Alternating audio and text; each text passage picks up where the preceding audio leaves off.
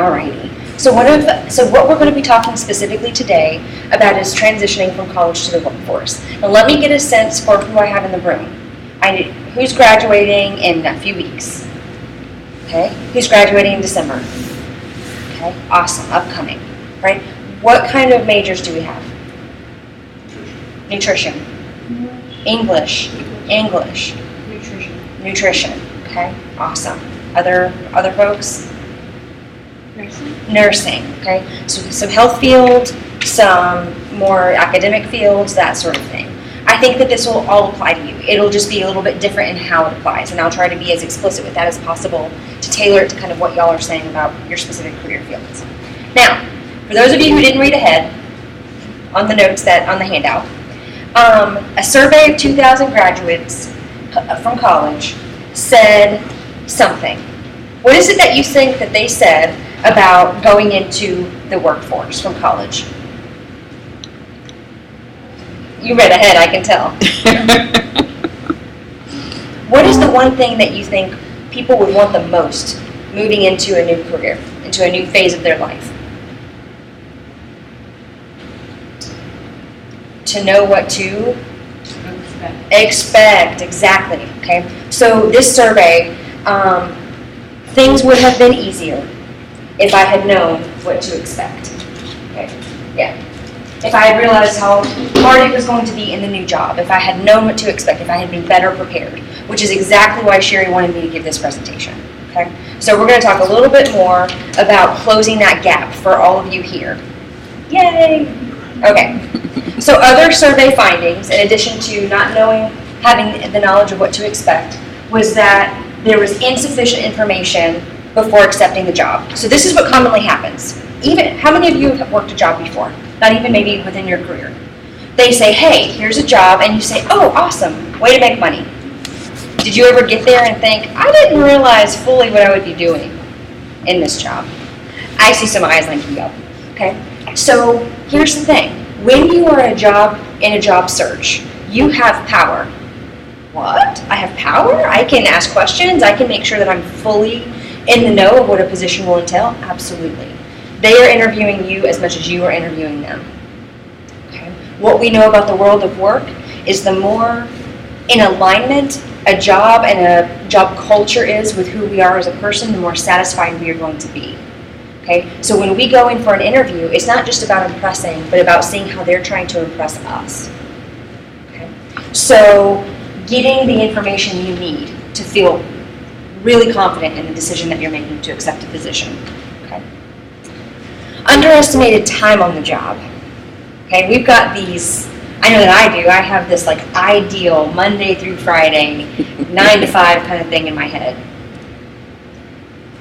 But how many of you work more than your 12 or 13 or 15 hours a week in your classes, right? Yeah, absolutely. So when we think about how much time we're going to spend, let's be realistic. 40 is ideal. It's probably going to be somewhere between 40 to 45 hours a week, depending on what the job is, plus drive time, preparation time. Okay, sometimes there's work to be done at home. Sometimes you have to put on a dress and fix your hair extra special because you're giving a presentation. Okay, things like that come up that impact the amount of time that we put in a given week. That may fluctuate. For the counseling center, we are really busy, just like career services, really busy this time of the year. And so 40 maybe looks more like 45, okay, or more. Other things that this survey of 2,000 college graduates said that students or graduates overestimated the amount of feedback that they would get. What do you think that means? Being told you're actually doing it right. Yes. How awesome it is when we get feedback like you're on the right track or this is exactly what you need to be doing. The thing about that is we get that all the time in college. Grades, papers, tests. That helps us know that we're on the right track, right? We don't necessarily have that in the workforce. What is the feedback that we probably mostly get? Negative feedback. Right? What did we say? What did you say? I said correction. Corrections, yes. We get feedback not about what we're doing well, probably what we're doing wrong. We need to be corrected. We need to get negative feedback so we know how to improve. But sometimes that can feel like a sharp contrast from what we're used to in a college environment where everybody, hopefully, is supportive and positive and trying to build you up. The workplace isn't trying to break you down, but sometimes time just doesn't allow for the amount of feedback that you need. Okay? So then it's about, okay, how do I ask questions? How do I get the feedback that I need to know that I'm doing well to keep going? Okay? Sometimes, so people found that the last hired was the first fired. What a defeating idea. Okay? That may not always be true for every organization, but in a lot of ways, if budgets have to be cut, sometimes the people who are the newest with the least amount of experience in that agency are the ones who are most expendable. Not ideal, but a reality in the workforce. Okay. I know this is sort of a buzzkill. We'll get better here as we go along. Okay. Other survey findings said that people experienced harassment and discrimination. Okay. We have such this beautiful space here at TWU that's inclusive and understanding and multiculturally competent for the most part, right? Sometimes we can go into organizations and not realize what kind of organizational culture we're walking into. Every organization that we work for has a culture.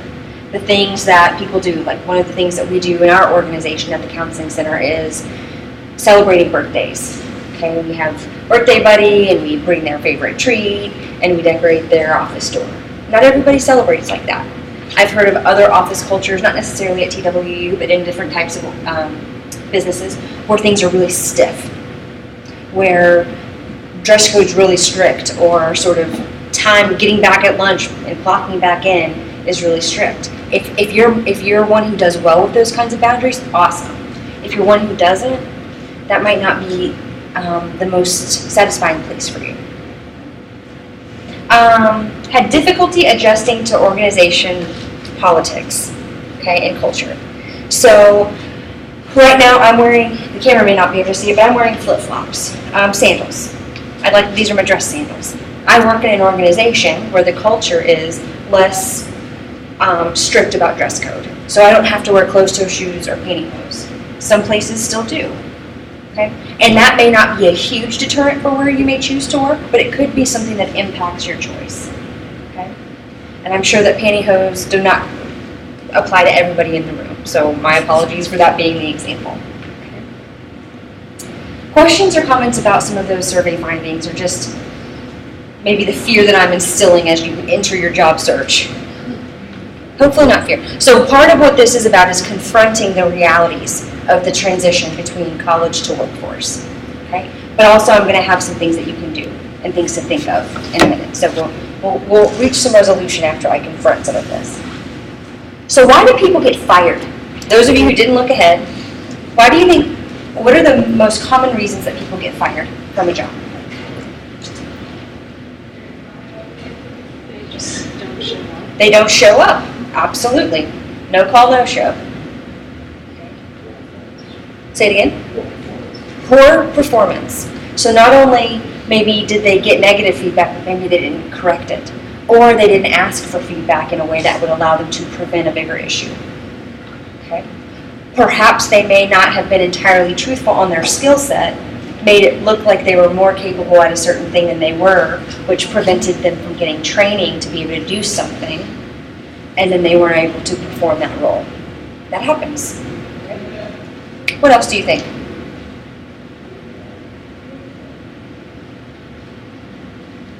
This little thing that starts with an I and ends with initiative. Okay? Oh, I had a lack of initiative.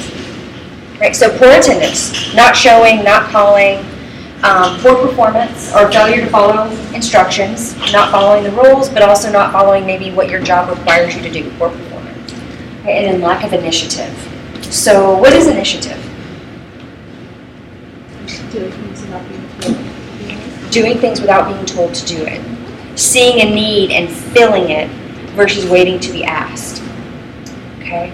Sort of like initiative at home is when my partner takes the trash out before me having to ask for it to be taken out. Okay? Have the initiative. Okay, at work, that may look like organizing a space so that it functions better. Or volunteering to come in early for a need that the organization has that week. if you're able to, depending on your context, of course. So ultimately, all of these are related to core self-management and relationship skills. These are things that we learn through college. We learn how to do that. We attend classes, we pass them. Many of you are on the verge of graduating in a few weeks. So you've got some of these skills already. How do we really tap into them to make you the most successful in your job search and then employment process? Okay. All right, so 10 areas of adjustment. Let's talk about what they are and what they might look like. Okay. How do you think work routines differ from maybe the college work routine?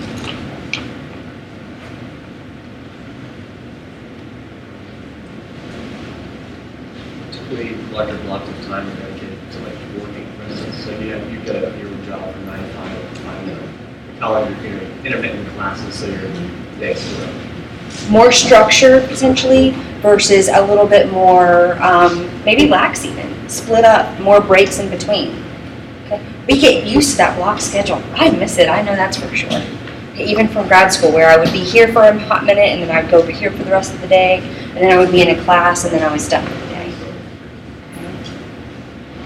It is a very difficult transition going, maybe working a full 8-hour day to having a block schedule like we do in college typically. Even if you work and go to school, like, and you have a full 8-hour day with all of that combined, it's still a big adjustment, okay?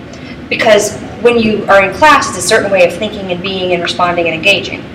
And then when you go to work, if you work at Starbucks or if you work in retail, it's a different pace from the class. So it's almost like re-energizing. But if you're in a hospital setting or a classroom or in a more corporate world, you're in that space for all of those hours. You may get out for a few minutes for a break or lunch or a walk around, but it's that much. And so we have to build up our stamina to be able to not be exhausted by just being in one space for so long. It's really quite paradoxical. Alrighty, so then what about structure, corporate structure, okay? So we've got the university structure, and then corporate being sort of world of work structure. What do you think that's about? Power structures. Okay. Very much that idea of, in a university setting, rules and regulations are sort of built based on student input because you pay for it, right? Okay, you kind of pay and have a lot of power, probably more power than you realize. In an organization, in the world of work, the only power that you may hold is potentially how much money you're making your company, how satisfying you are to the clients that you serve. Okay? And ultimately, it's a top-down process where there's probably a head boss or a head committee, and then the orders get sent down. Okay, I think specifically of maybe physical therapy or a PTA. The PTA gets the orders directly from the PT, right? Okay, and then they carry that out. They're not doing the assessment. So the power structure or the training level is just different in that way. More on that in just a bit. Personal expectations. How do those differ between college and the world of work, might you guess?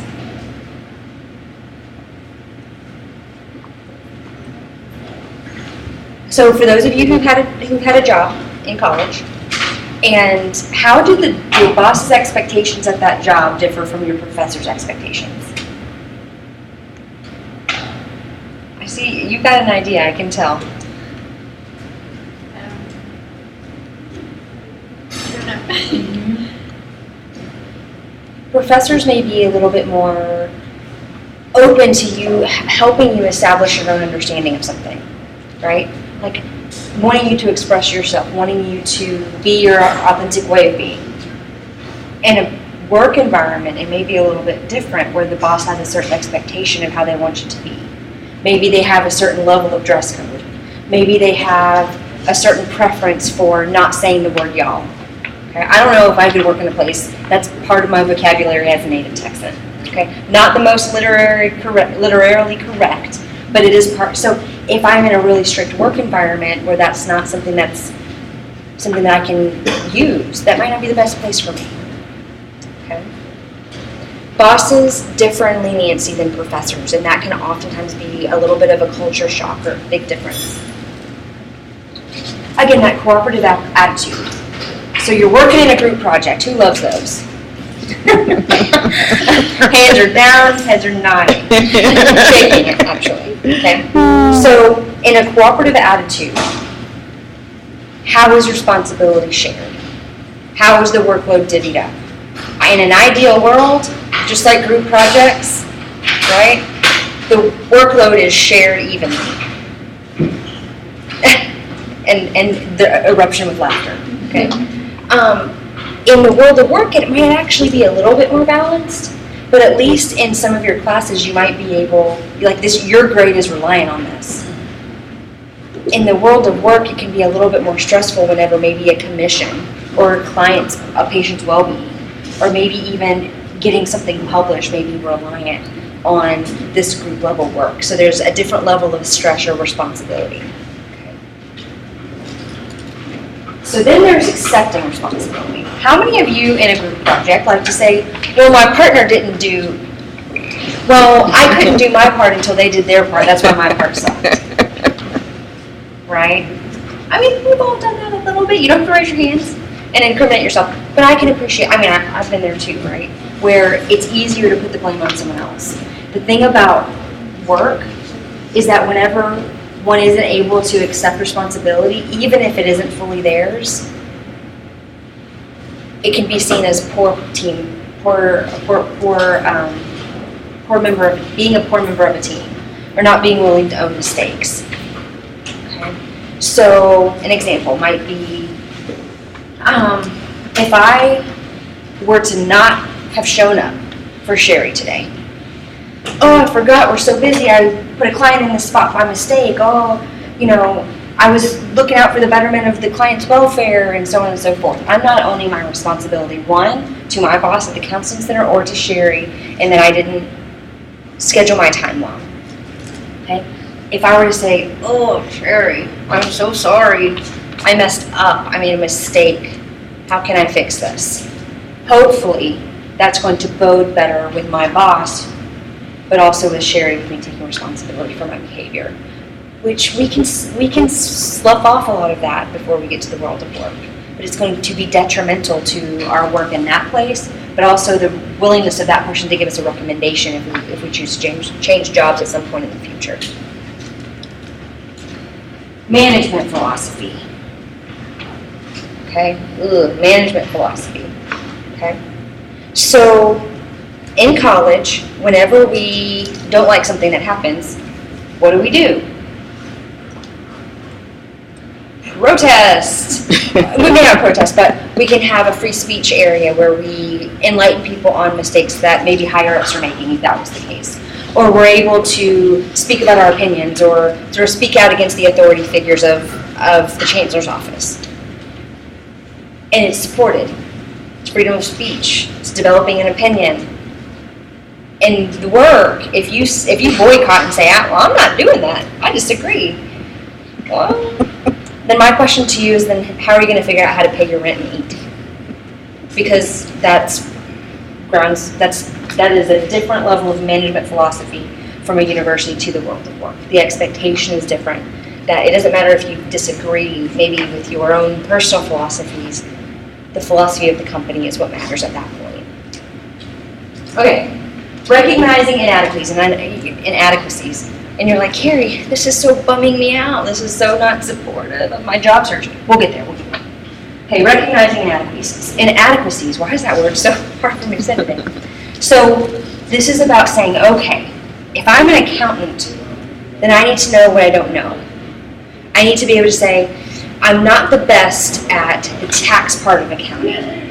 I don't really know much about accounting. I'm making it up. But to say, okay, well, then how am I going to get that?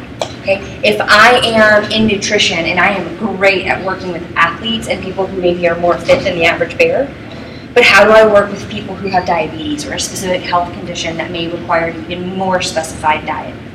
Okay, know what you don't know so that you can get it and then be more marketable to your current employer and more valuable to your current employer, but also to maintain employability. I'm going to come back to that in a minute too. Okay, adjusting to new locations. Anybody from out of state? Anybody non-North Texas DFW? Okay. Whenever I moved here in 2012, I have never experienced allergies like I have in my life. Ever. Now, on a good day, I get to wear my contacts. I made it today a good day. I took an allergy pill. Okay? That is an adjustment. Okay? And that constant, like, snotty, throaty, eye leaky, or whatever, like, that's going to impact how I feel. And it's going to impact my attitude in a new place. So, adjustment to new locations. Eventually, I found the right allergy pill, and on the really bad days, I'm good to go. Okay? It was an adjustment. All right? A couple more. Communication and theory to practice. Okay? Being able to own your mistakes. We talked about some of that. The communication directly. It's sort of, we're able to tell a long story when we talk to people sometimes. Dear Professor Smith, I wanted to talk to you a little bit about this, and just so you know, like, this is what's going on, and it's a story. In a work environment, it's going to need to be more direct. This is my problem. What I need is this. How can we get there? Okay? It's about short, sweet, and using time efficiently. And then theory to practice. So in school, we learned theories for providing therapy to people. You probably learn all kinds of formats for poetry and different kinds of specificities regarding essays or how to write a certain type of work, right? You learn different practices and what generally works with different types of people with regard to nutrition, okay, right? We know generally how to do things, but sometimes we don't know what to do or how to do it until we actually do it. An internship or our first job and we're being supervised, okay? Practicum, that kind of thing. We're not acting on a theoretical basis anymore. We are actually putting it into practice. We're applying it. And that can be a huge shift when everything up to that point has been mostly just things we've talked about or watched or seen, versus now we're actually doing. And that can be an adjustment for folks. Okay. Comments, questions, concerns, anything? Okay, if you do, raise your hand. Okay. We're almost near the end of the confrontation phase. So we're gonna go over this a little bit quicker, but this is very similar to what we were just talking about in a different format, okay? College culture. We talked about the flexible time schedules. We talked about grades providing regular feedback. We know we're on target. We know where we are in our grade for the class. We know that we're going to graduate on time, etc. Liberal holiday breaks. Y'all, this is a huge one. I will never forget. I graduated in May when I first graduated undergrad, and then I got this job, and I'm doing the thing. And then all of a sudden, spring break comes around. I feel myself getting really excited. Spring break's coming, and then I was like. It was like a blow to the stomach. It's like, wait a minute. Spring break is coming, but I'm still going to be here. I don't get to go just be off or do something fun or something else. And that was a huge culture shock for me, okay? Same thing happened when holiday break came around. I was like, oh, it's almost mid-December. I can't wait for this month off that I'm going to get. Y'all, I said, wait, I get Christmas Eve, half day, Christmas Day, and I'm back the next day. I don't know about this, okay? So that's a big, huge culture shift. And you will, in the next spring break, you're going to remember this talk, and you're going to be like, she said it would happen, and it did. I felt myself getting excited, and it didn't happen, okay? Warning, prepare yourself. It happens to the best of us. Okay. In college, answers are right, wrong, and you get to learn why they were wrong if they were wrong. Syllabus provides clear assignments, and we know well in advance when things are due.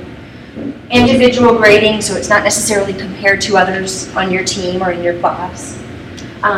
Discussion-oriented classes, open for sharing opinions and perspectives, knowledge-oriented, and then abstract symbolic learning. That's that theoretical stuff that I was talking about a minute ago. Well, in direct comparison, more rigid time schedules. Okay, so maybe it's an 8 to 5 or a 9 to 6 or a 9 to 5. It may be something specific for you. Can't skip work. I remember the first time I skipped a class, not that I endorse this, for the record. But it was super exciting, right? The first class you ever skip is the hardest one to skip, right? Because you're like, what if I missed something? What if someone knows I'm gone? And then you're like, it was totally fine, no one cared. And then it gets easier and easier to do after that, right? You don't have to nod your head and incriminate yourself. But most of us can appreciate that experience. Work is very different. Okay, if I don't show, I have to account for myself. Because that's another reason why an employer can cut the cord with my employment, and then I have to figure out how to pay my rent and eat. Okay? Maybe you have sick days, but then you have to realize what is going to be the impact of your office or your team or whatever it is that you're doing if you call in. I imagine that as a nurse or working in a hospital setting, that calling in for a 12-hour shift means that someone else has to be called to come in. Okay? And so we don't just get to skip. It's not the same. Irregular and infrequent feedback, most of which may be more towards the corrective or negative or constructive nature. Vague and unclear tasks. You want me to talk about what? Transitioning from college to the workforce? What? Okay, I guess I'll figure it out. Not saying that was totally vague, but we put together the best that we can. All right. Versus, I need to write a paper about my reaction to this program that I saw about transitioning from the college to the workplace, and that needs to be turned in the Monday before finals for extra credit. That's clear. It's direct. The summer holiday breaks, won't go back into the depressing nature of that reality. Unless you're a teacher, which may be the truth for you, which is totally cool. Performance is key, so there's no individual grading. It's not like you're able to submit your paper despite it being a group effort and then get an individual grade based on your portion of the speech or the presentation that you gave. It's that your performance review is based on the total cumulative effect of your team. Okay. A lot of time bosses aren't open to discussion. If you get a good boss, they can be, and that's super fun and super cool. But in a lot of times, whenever it's a really money-oriented business like sales or even like I think of lawyers and that kind of thing, it can be very profit-driven at times. And that just is. It's not good, it's not bad, it just is. So how do we work with it? Rush jobs in short time. So I knew, I probably knew since December that I was coming to talk today. Okay, I had plenty of notice, thank you, by the way. But you may be given a task in the hospital or with a new patient or as a teacher, you may be able to get a project like, we need this by Friday, and you're like, wait, it's Tuesday at 4:30? Okay. That's not unheard of or unrealistic. Okay. Outcomes are about profit. I've said a little bit about that, and then concrete real-life learning.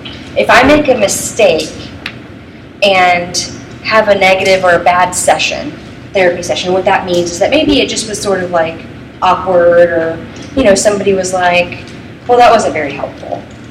I learned from that. Okay, tell me what we can do differently next time. I can learn from that. But sometimes, depending on your field, mistakes are costly, right? So pushing the wrong medicine into an IV, or the wrong diet and not realizing that this certain food might be actually really harmful to somebody with a certain illness.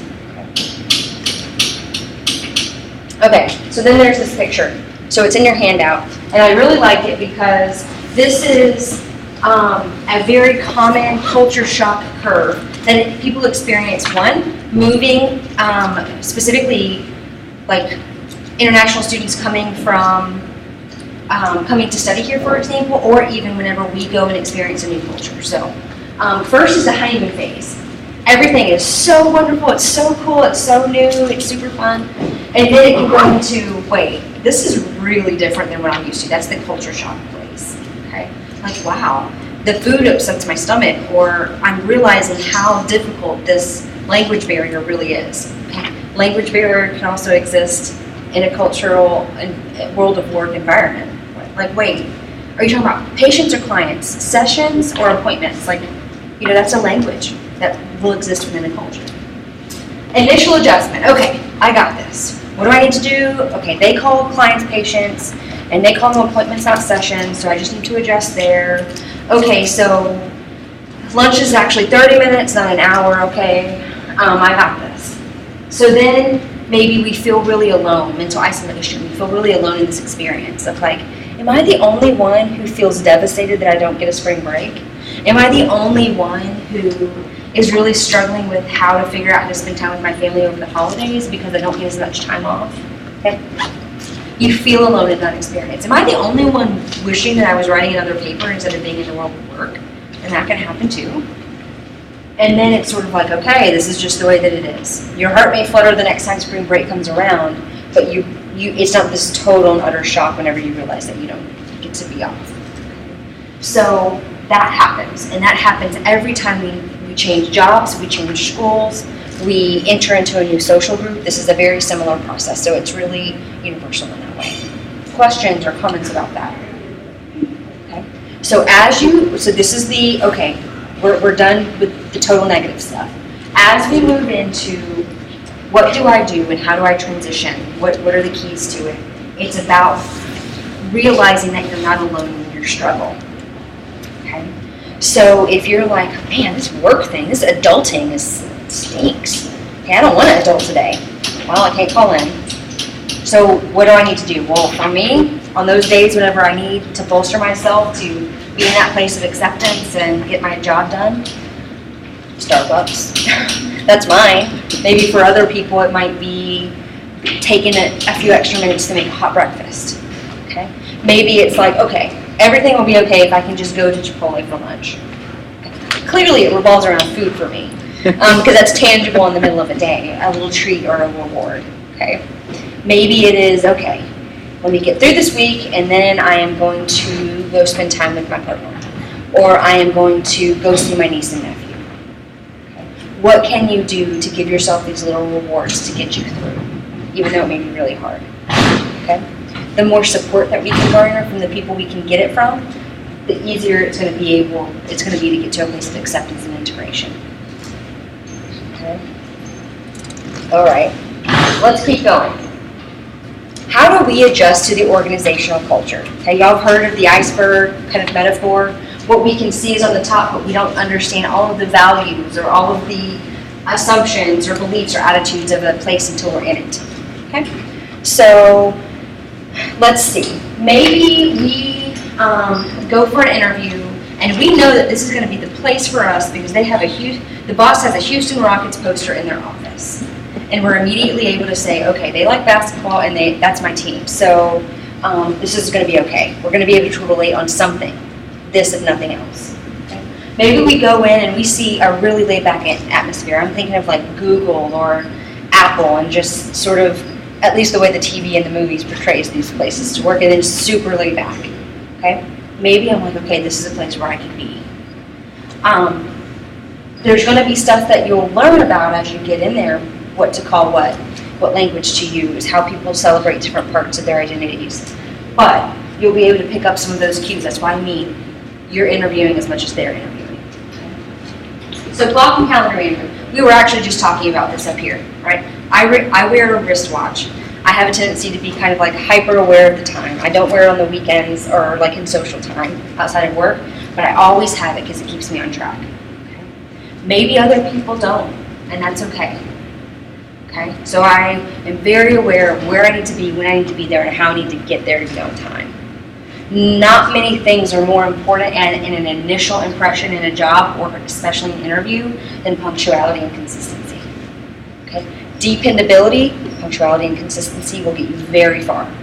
Okay, because you'd be surprised about how many people in this generation don't take that very seriously.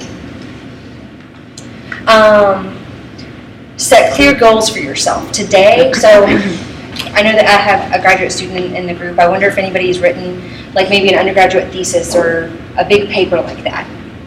Okay? You're like, no. Okay?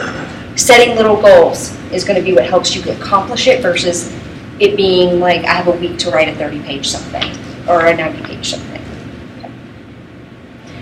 Another big part of clock and calendar management is figuring out what the difference between urgent and important is in your agency. Okay? If somebody needs, I'm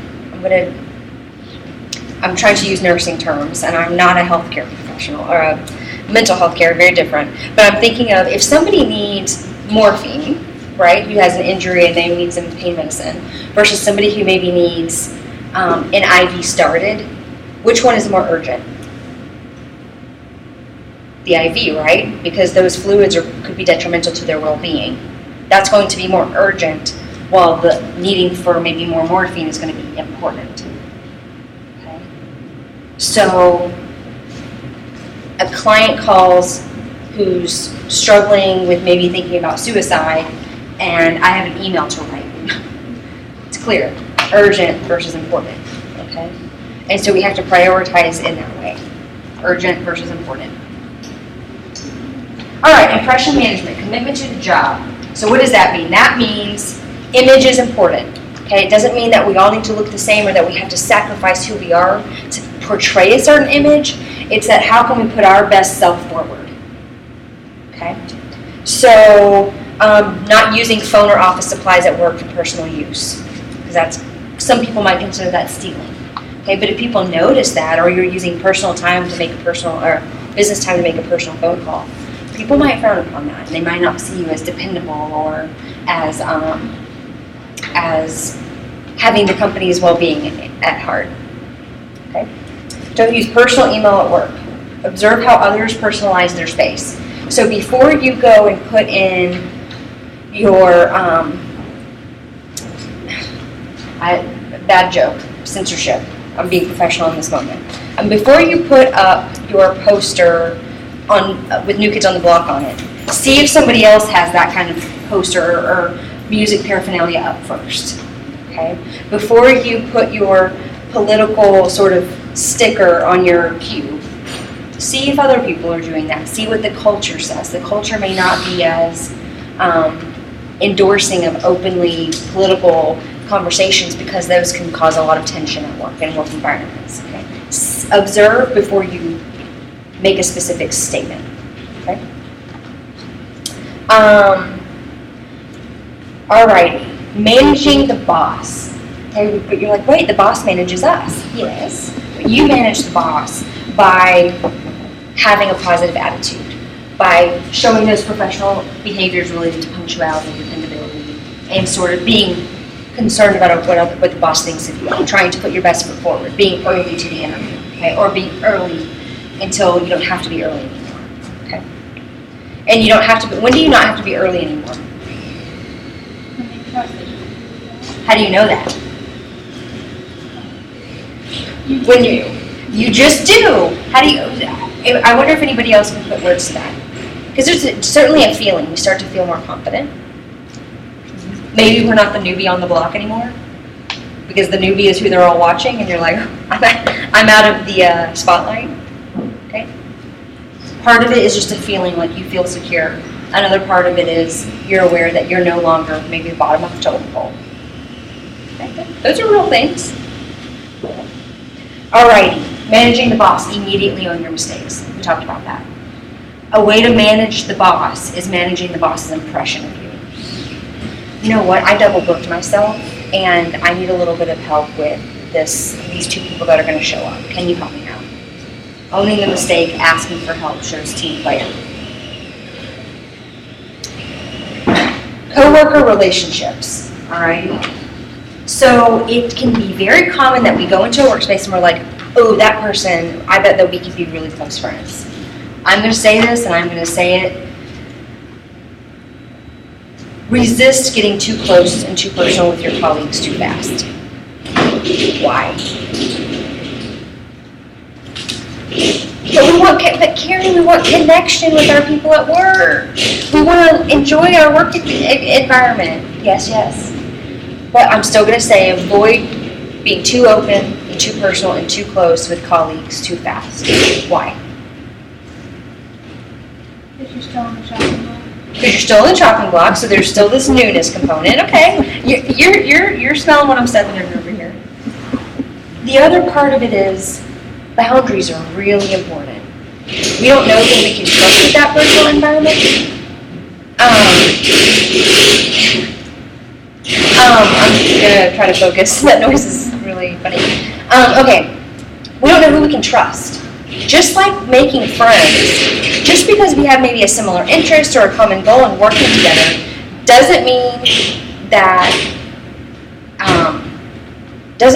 we are immediately best friends. It means that we don't know who the office gossip is. It could be you. But we don't know who might share our stuff whenever we don't have enough trust established. You may become fast friends with somebody. You like the same things, and we talk about the Astros poster on the wall. Okay? Wait it out. Okay? We want so desperately to be in connection with people at work because it feels safer and we feel better. But don't share too much too fast, too soon. Give it time. Give it time for the relationship to develop, for yourself to get a sense for who you can and can't trust details about your life with. Okay? Don't try to change the culture. Okay? So, at first, if I go in there and I'm like, I don't need to wear pantyhose and closed-toe shoes, I'm going to wear my flip-flops. Well, I might not be respected for that because this culture may have an intention. It may be there for a reason. I'm not going to be stiff in a suit. I'm going to wear jeans and a polo. Okay? Think about what the impact is going to be if you are the new kid on the block trying to change the office culture without having enough coins in the bank built up just yet. Make sense? Okay. I have a note here. It's really funny. It says, "Don't harass people." Don't tease people. Don't bully people. Don't call people names. Good playground behavior. Okay. The last one: performance evaluations. Okay. Sometimes they can be informal. Most oftentimes they're going to be formal. It's probably going to be every 3 or 6 or 9 months at first, and then every year after that. Okay. It may be unclear or confusing.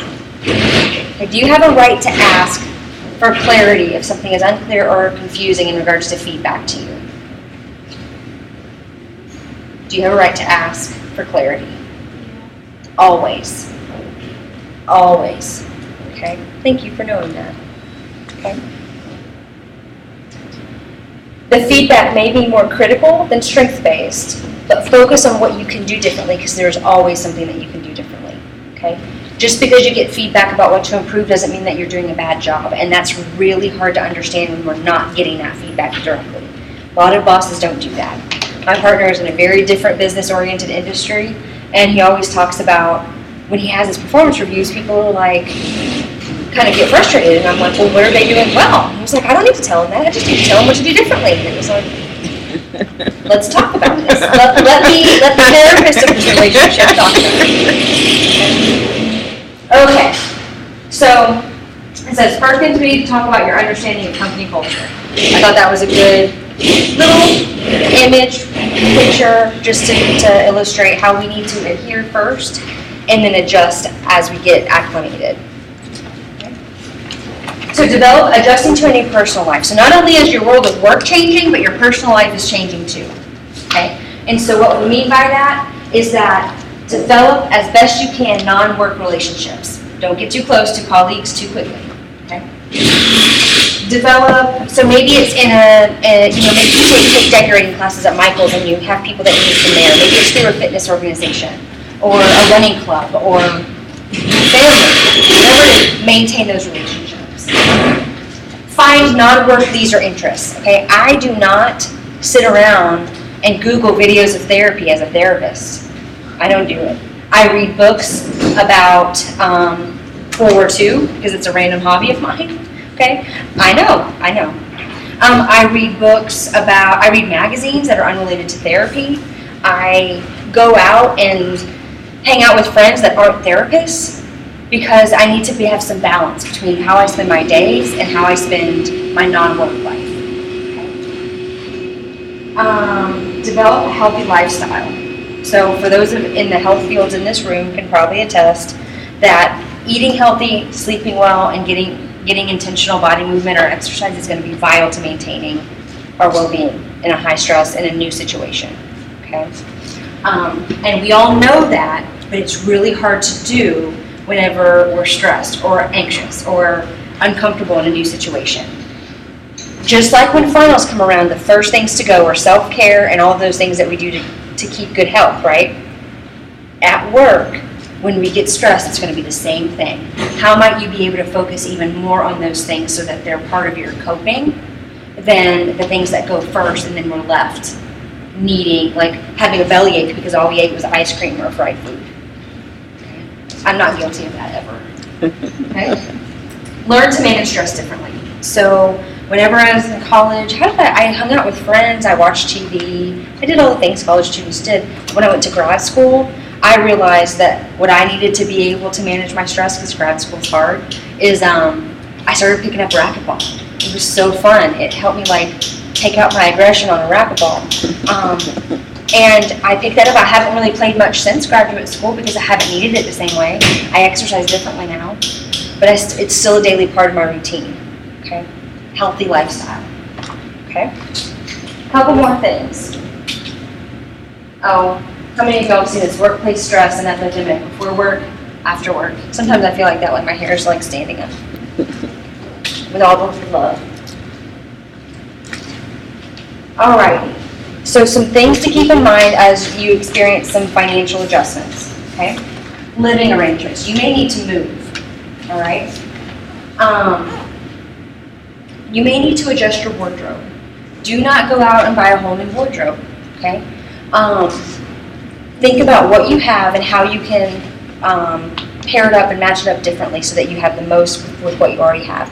If that's not something that you're very good at, ask a friend to come over and help you. Okay? Maybe you have a few staple things that you just rotate through your weeks. Okay, that's totally appropriate. As long as it fits and as long as it's in the parameters of what the work culture requires, you're okay. Transportation. I always tell folks, do not get your first job and then immediately buy a car. We all want to do that, okay?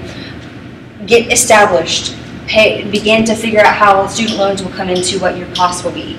Okay, pay a few months of rent and figure out what kind of expendable income you have for savings and that sort of thing. Okay? Food may cost a different amount depending on where you move to, but also if you are taking on a more healthy lifestyle, healthier food can sometimes be more expensive. Something to budget for. Okay? Student loans usually come up to be due, to be paid on 6 months after graduation. Oftentimes, if you're graduating in May, that's coming up around the time of the holidays. Something to keep in mind about how that might impact your Christmas gift giving, okay, for those of you who may exchange gifts. Okay. Health insurance premiums are an expense that a lot of people aren't prepared for. Okay, consider yourself prepared.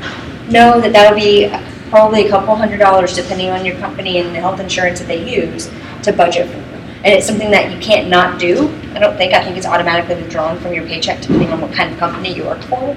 But we have to have it. But it's just something to budget for. So maybe that means no Starbucks for a little while. Okay?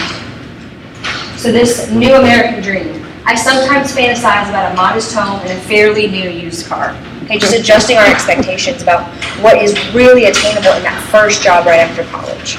Okay? We forget about the fact that we may have the capacity to earn a lot of money, but we have to start somewhere, and entry level is where we start. But we can work up to that if we are dependable, if we show our punctuality, if we show our team playerness, if we're able to adjust to these things and maintain ourselves well. Okay, let me see. Got like just a minute or two left. Let's go over this slide and then we'll call it a day. Okay. So work-related injuries and health. So again, maintaining your health is going to be paramount to being able to do a good job. Labor for pay, a fundamental reality. That's the thing is, your pay is dependent on what you do. And employers have the right, pretty sure, depending on the company, to not pay you if you don't do your job. Okay? So if you're struggling to do your job, figure out how you can better do it. Ask questions, get advice, so that this doesn't become an issue with your finances.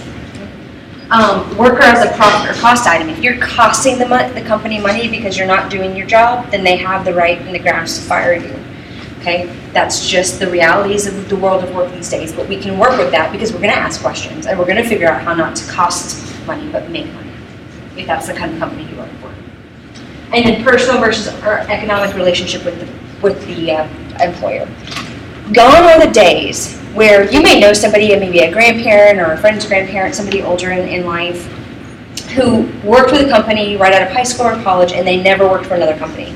And they've got like 30 or 40 years, this thing called a pension that doesn't exist in newer companies anymore. Okay, that's meaning, that's about loyalty. No, gone are the days when we work for companies that long. We just don't do that anymore. The world of work today is a little bit more transitionary. The average amount of time that a person changes jobs in our generation before settling in is 7. Okay? So it would not be uncommon for you to change jobs or companies 7 times before putting in maybe a good 5 or 10 years somewhere. Okay? And that's okay. That's just how the world of work is. Okay? Y'all, that seems surprising to y'all. Is that surprising? To think about that it's more based on remaining employable versus being loyal. Sometimes now in companies who are out to make money, if we're too loyal, we don't remain employable. And then whenever we need to find a new job, we are maybe behind on our skills. Keep your skills up. Okay. So we are out of time. And I want to be respectful of your time and punctual and all of those things that I talked about earlier about good self-maintenance in regards to jobs. And so that was a lot of information in a little amount of time with a little bit of distraction.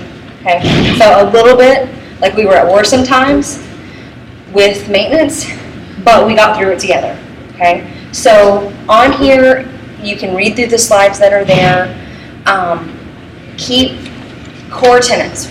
One thing that you're taking away from what you got out of today. I wonder if anybody would be able to share. What's one thing that's really you're taking away that maybe you didn't have before you came today? That in college, everything's clear cut in the syllabus, and in the workforce, you kind of are on your own a little. Yes! Awesome. Thank you. What is something else that somebody's willing to share that they learned?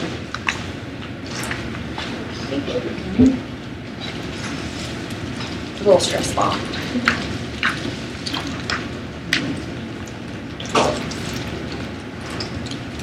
Yeah. Yeah, work ideas about work and companies is different from maybe we've been taught about in the past. Yes. Yes. Excellent. Thank you.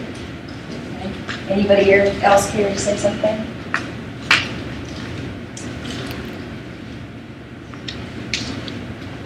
You can't skip work, right? Okay, I'm hoping that you take that one with you. Okay, so go forth, have an excellent day. Thanks for your participation. If you have questions, you're welcome to give me a call at the Counseling Center. Okay, I know that for those of you who shared, you got one of these. I'm going to give one to everybody. And our website is on here, and you can give me a call, ask me some questions. And then you've got the career services here to answer any job-related and job search-related questions as well. All right, have an excellent rest of your day. Stay dry with whatever may or may not come this evening in terms of rain. Okay? Thanks, y'all. See y'all. Thank you, too.